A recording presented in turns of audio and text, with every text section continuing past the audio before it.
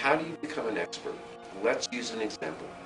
Let's say you want to start investing in apartment properties. You don't know a whole lot about them, but you get excited about apartments for whatever reason. Well, the best way to become an expert in apartments is to pick an area that you want to invest in apartments, at least an area that you want to start. And the best area probably to start with is where? An area close to home. Because it's easy to get to, you don't have to learn about a marketplace, you don't live in Orlando and start investing in Texas without knowing that the Texas residential market in apartments is saturated or whatever. So you start with an area that you're more comfortable with and you probably are closer to and you can understand better. If you live, for example, in Orlando like I do, then you probably have a little bit of an idea of what's going on in the market for apartment buildings in Orlando right now. The way to become an expert in that field is to find out who specializes in marketing those kinds of properties. You probably want to start with maybe a commercial real estate broker who specializes in dealing with apartment type properties. Cap rate is the number that everybody uses to determine value. Okay, now here's a short rule of thumb for cap rate if you would like. Cap rate is the percentage return that you want to get. Okay? The way I do it as a down and dirty, when I'm looking at any property, I just use 10 cap. If you can get a 10% return on your money, is that a good thing? Yes. Most of the time. Now, you know, if you're doing trailer parks, you might want a better return. Gary wants 100% return on trailer park because he don't like it. But it all depends on what you're doing. But 10% is a good return. The reason that I use 10 is it's add or subtract a 0. Okay? So the rule of thumb, the down and dirty, if you will, is if somebody has a building and they say, I want $1 million for the building, what makes the building worth $1 million? The cash flow, isn't it true? So if they want $1 million for the building and you want a 10% return, how much net income does that building have to kick off in a year? $100,000. So that's my down and dirty rule. I just use it because it's easy. So if somebody says, Stu, I got this building for sale and I want $600,000 for it. I say, well, how much is the income? They say the income is $35,000. What does that tell me? I don't even want to talk to you anymore because you're way out of line on value relative to income. Does that make sense? If you get excited about apartment buildings and apartment properties, then you'll spend the time learning about that apartment business. Because in any commercial endeavor, when you get involved with some kind of commercial real estate, a lot of people miss the fact that you are becoming a business person as well as a real estate investor. If you're going to deal in retail strip malls, it would be a very good idea for you to understand the retail business. Because you need to understand the demands, the requirements, and the needs of the prospective tenants that you're going to be working with. And I'm sure that makes sense to everybody. So when we talk about decide what it is that you want, what we're talking about is deciding what product that you get most excited about. Because in our business, you're way more likely to be successful if you become an expert in one area. I was living in Orlando at the time, but we went out to the beach. And when I go out to the beach, what do you think I do part of the time? I drive around and look at real estate. And I was driving around and I drove past this. Now, it's hard to see. Well, you can see the gates. There's gates here. When I drove past this property, this gate, the gate on the entrance side, was lying on the ground and it was very flat. Because people had been driving over it. Nobody ever bothered to move it. The gate on this side was leaning against the wall over here. It had come off. The buildings were not white. They were white with mold all over the sides. All of this foliage here was so overgrown you could hardly see the buildings. What was my immediate thought? Goody! Okay, because I've been dealing in foreclosures for years, and this was kind of my first commercial deal. But when you deal in foreclosures, you get used to driving around looking for ugly property. Well, this was an ugly condo project. Okay, how do you find out How do you get information about something like this? You can do it one of several ways. You can go to the property appraisers, you can go to the county offices and find out who the owner is and try and contact them that way. I did it a different way.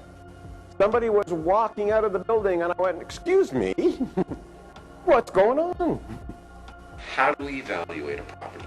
It's a number of different things that are really important. Number one is looking at all of the leases, verifying the expenses, verifying all of the costs that people say, because this is all a part of what determines the bottom line on a property. You verify the incomes. If somebody says that we have 100 leases at $500 a month per lease, that comes out to $50,000 a month. Well, if the leases are only $450 and not $500,000, that has a significant impact on the bottom line. One of the things that happens routinely in commercial property evaluation is people put in an offer based on a thing called pro forma income. Pro forma income is an assumed income in a perfect world. Most of the time, the real income is different than pro forma.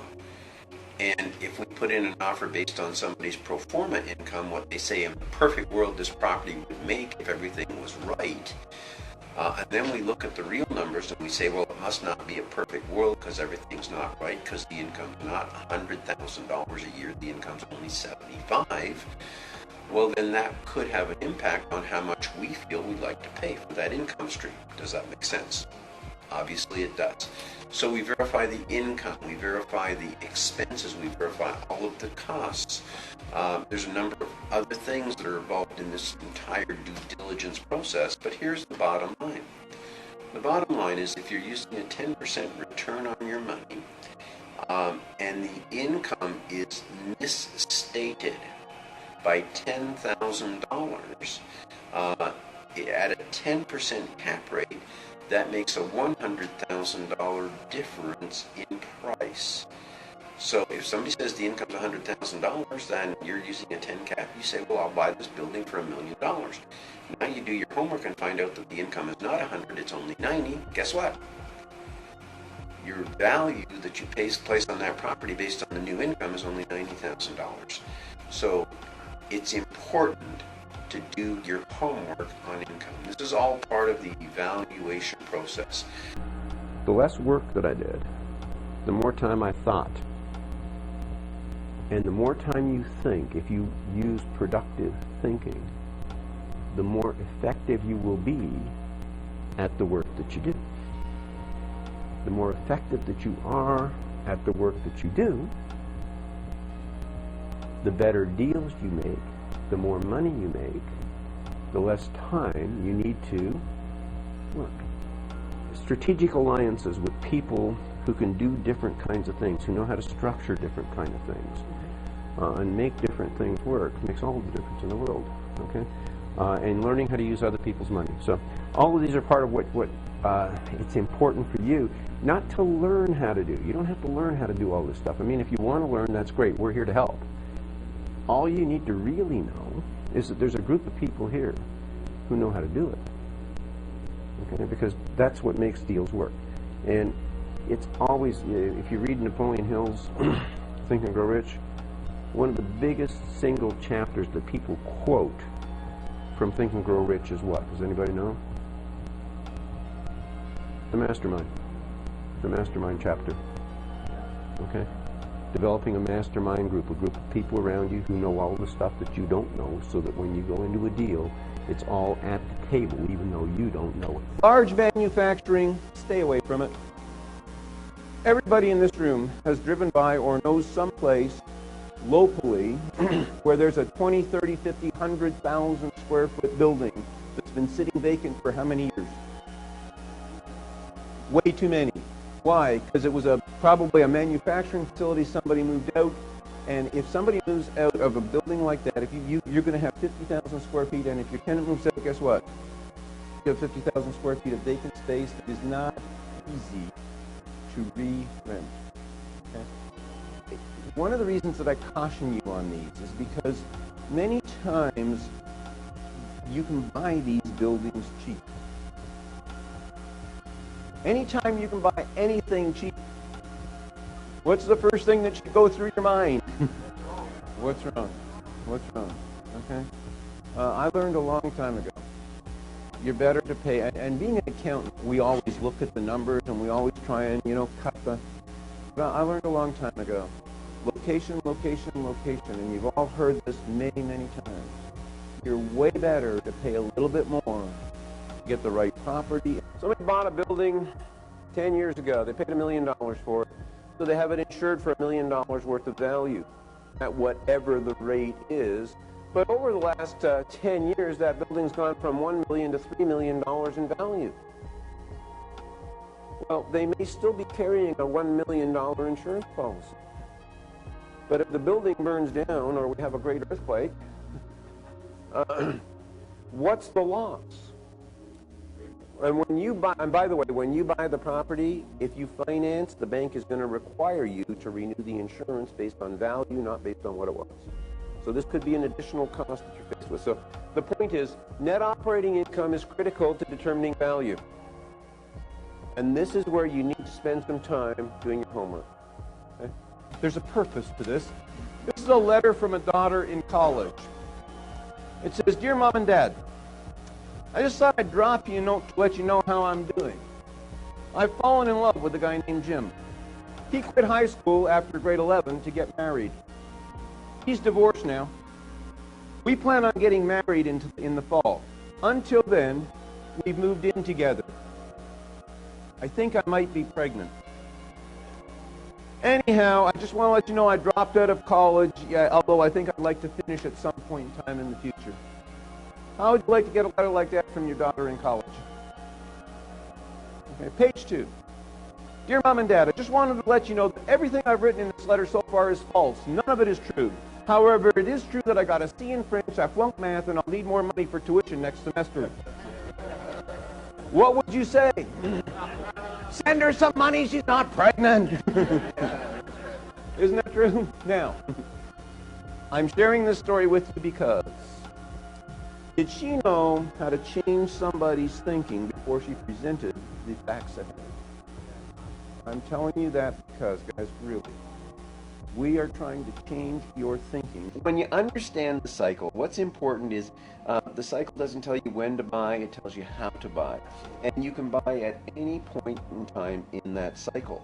But if you're a new investor in the commercial arena, one of the things that you really should think about doing is hooking up with somebody who really knows how to buy within that stage in the real estate cycle.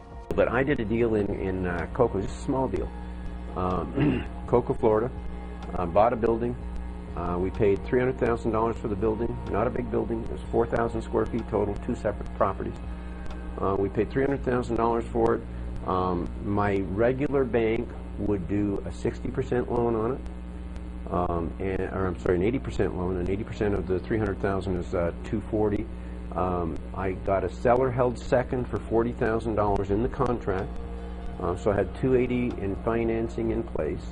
The building was vacant, and I wouldn't buy it vacant, so in the contract I wrote down that the seller was to provide a tenant for one of the buildings for $2,000 a month for a 5-year lease, because it was going to cost me $2,000 a month to carry the entire property. So although I'm buying a vacant property, I'm not going to close on it vacant.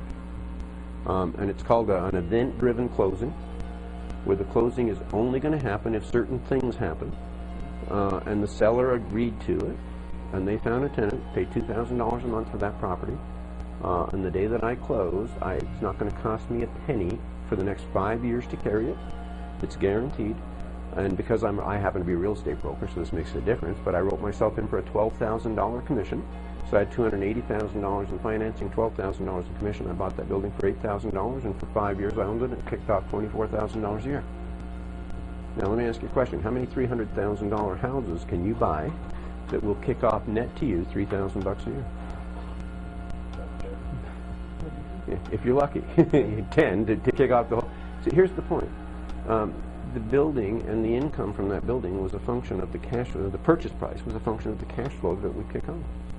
Okay? You know, when I say commercial is easier than residential, there's a lot of people who have been investing in houses that weigh more than $300,000 a clip. And you're just praying that you can sell it because it won't cash flow in a million years, right or wrong.